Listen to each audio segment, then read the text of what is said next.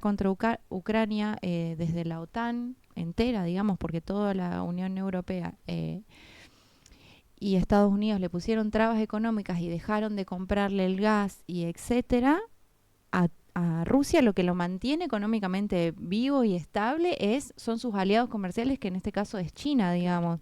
Así que bueno, vamos a ver cómo sigue esto desde Teherán. Teherán, dicen Sí. que no le dieron mucha importancia a esto y dicen que es como un poco un manotazo de ahogado, digamos.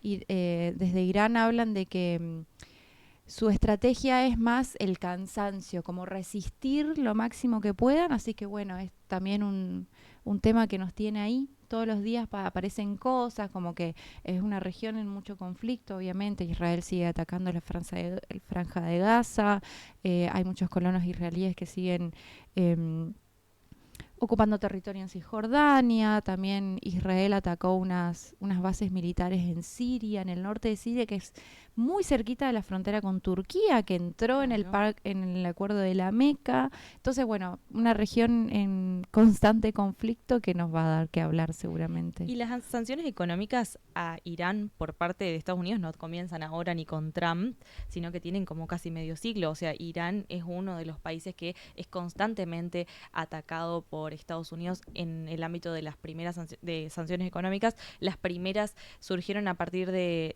o después de la Revolución Islámica y esta crisis de los rehenes que hubo en el 1979 y después fueron ampliándose en lo comercial. Me parece que Irán tiene recursos suficientes ya para ir sobreviviendo a las sanciones que se dan reiteradamente sobre su territorio. Totalmente, de lo que se habla mucho es que Irán está preparado para esta guerra, digamos, hace años, y ellos lo saben muy bien, digamos.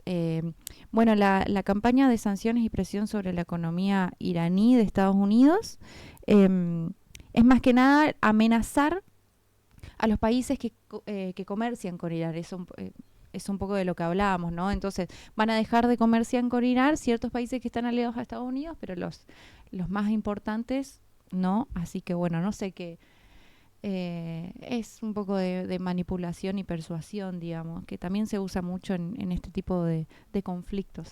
Leía hoy justamente en la DW salía una nota que, bueno, seguimos hablando del estrecho de Hormuz por la guerra, bueno, y los barriles de petróleo que pasan, y bueno, Irán, todos estos países de Medio Oriente están involucrados, y leía que esto que está sucediendo, digamos, en estos países afecta mucho el valor del petróleo, por supuesto, y Ujú. por ende de los plásticos. Entonces, como en Egipto es uno de los países en que se está fomentando más la reutilización del plástico y bueno, se está volviendo a utilizar las personas estas que juntan, digamos, los plásticos y se fomenta la reutilización y el reciclaje de los plásticos de un solo uso, que no lo estoy diciendo, por supuesto, como algo positivo, porque en realidad el reciclaje y las demás instancias que utilizamos o que tenemos, deberíamos tener en el mundo para la crisis ambiental no deberían darse por una guerra, Ujú. pero de todas formas, así también vemos cómo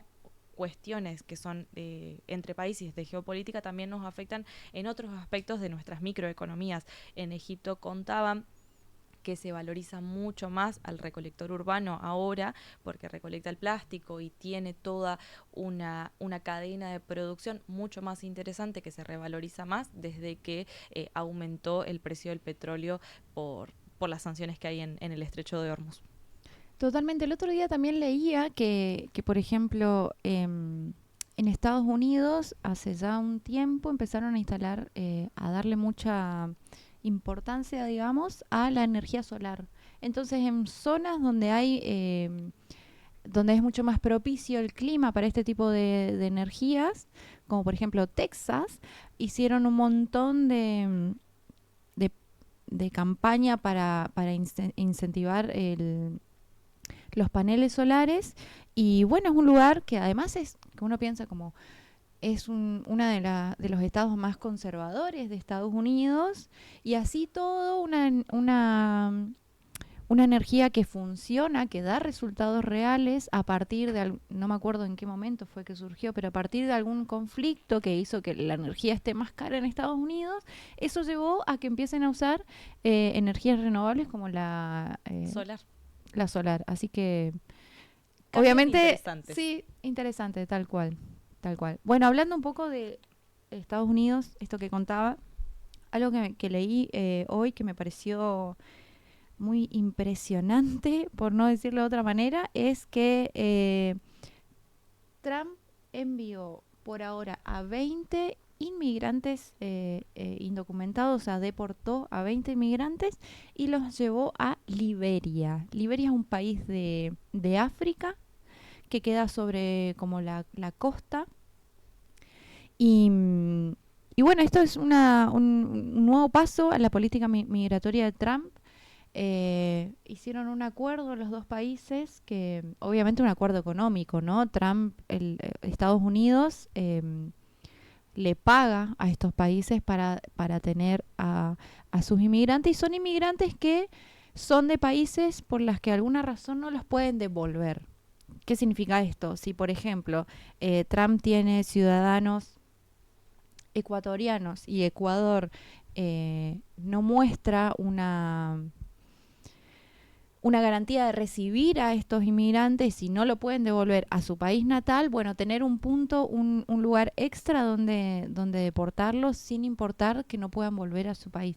Cosa que es terrible, por supuesto, terrible. Imagínate ser de un país latinoamericano o de cualquier otro país, que te manden a África, donde no tenés nada que ver, eh, por ser deportado, ¿no? Así que bueno, muy fuerte esto. Había imágenes de los inmigrantes deportados subiendo a los aviones esposados. Y bueno, planean mandar 1.200 inmigrantes. Por ahora llegaron solo 20. Pero bueno, es muy loco, ¿no? ¿Hasta qué punto puede llegar Trump con su política migratoria? Y no sé si se estuvo hablando mucho de esto. Y la verdad que seguramente hay antecedentes en la historia acerca de deportar a un tercer país, pero bueno, me pareció muy fuerte, porque además son ciudadanos latinoamericanos, ¿no? Entonces es me sorprendió mucho. Y hablando de esto de que llegan a otro país buscando incentivo económico, buscando más trabajo, porque entiendo que muchos de los, ahí tenemos algunas imágenes, muchos de los inmigrantes llegan a Estados Unidos justamente por eso, porque no encuentran posibilidades en su país y llegan a otro en búsqueda de trabajo y bueno, se los deporta, ahí vemos más imágenes, bueno, se los deporta a este tipo de países, como vos decís, en los que no tienen nada que ver. Hablando de eso, que nombraste a África, en Ujú. África Central también tuvimos una crisis, que se dio en la región de Camerún, que también vamos a después tener unas imágenes. Hubo una tragedia enorme este martes 18 con más de 100 personas que murieron por un deslizamiento y un colapso de una mina artesanal de oro. Ahí estamos viendo las imágenes. Fueron más de 100 personas que murieron y todavía hay muchas personas desaparecidas y siguen en tareas de rescate continuas. Estamos viendo ahí en el mapa que eso que está como más clarito, es la República Centroafricana, que está como en la frontera también con Camerún, ¿cierto? Bien ahí abajito en Zamboye fue donde se produjo el colapso de la mina artesanal de oro. Y esta mina, vale aclarar que no es una explotación industrial moderna, por supuesto, sino que es una explotación artesanal. Y esto pasa, este colapso de las minas pasa y ya hay antecedentes también de que Ujú. estuvo sucediendo, porque como los trabajadores no tienen herramientas para trabajar suficientes y tampoco hay los suficientes equipamientos de seguridad ni normas o normativas que se den en una industria, lo que sucede es que hacen pozos demasiado profundos para la extracción ilícita de oro. Cuando se extrae el oro, claro, los pozos colapsan y las autoridades decían que esto era algo previsible. Por supuesto que ya se abrió una investigación y leía hoy también que la ONU viene siguiendo estas temáticas desde hace un tiempo porque ese oro, ¿qué pasa? se explota de manera ilícita, por Ujú. eso sucede este colapso de las minas, y este oro después se va a Dubái de manera ilegal. Entonces, las personas cobran poco, no hay crecimiento económico para el país, porque al final de cuentas tampoco por esto se pagan impuestos y demás, que al Ujú. final de cuentas movilizan los países. Y sucede que estas personas llegan a estos trabajos, porque también me preguntaba yo por qué llegan a estos trabajos, ¿cierto? Que en donde tienen condiciones de precarización laboral, es porque tampoco hay trabajo bien pago en la región. Entonces entiendo que también se relaciona mucho con esto que estabas contando de los Estados Unidos, de por qué la gente migra hacia otros países, sí, siendo que en sus países tiene, bueno, este tipo de trabajos en donde no tiene muchas posibilidades económicas y tampoco tiene condiciones laborales dignas.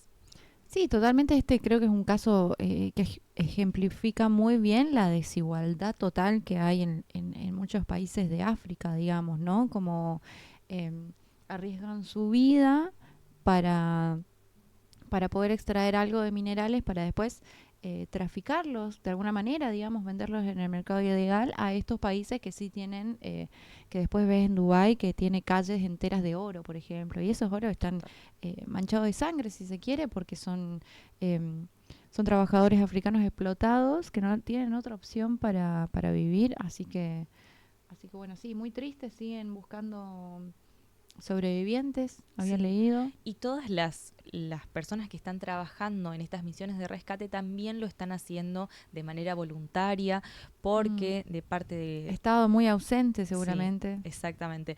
Y algo interesante también que la ONU registraba, uno, viste, siempre llega a los datos de la ONU, que al final de cuentas, Ujú. bueno, tiene mucho dato, puede ser un organismo cuestionable o no, pero contaban que el 90% del oro y los diamantes que salen de la República Centroafricana deberían o abandonan el país de Mm. manera ilícita. Mm.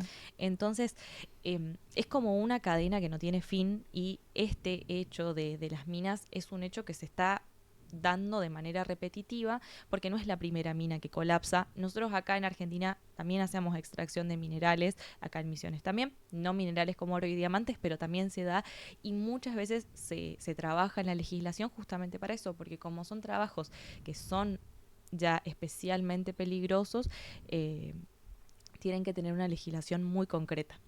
Sí, yo creo que espero de alguna manera que a partir de esta tremenda tragedia se ponga en la mesa el debate y la discusión de acerca de esto corresponde a los africanos, ¿no? Pero digo, estamos haciendo desde los organismos internacionales para, primero para evitar estas tragedias, segundo, es muy loco, ¿no? Porque oro y diamante, sin embargo, son los países con pobreza extrema más alta de todos, entonces es una desigualdad muy grande que podría no serlo si hubiera eso, un Estado que controle y que tenga la potestad de los recursos para después invertirlo en la obra pública, etcétera. Pero bueno, así que siempre es Ansi. interesante ver que pasan estas cosas en el mundo.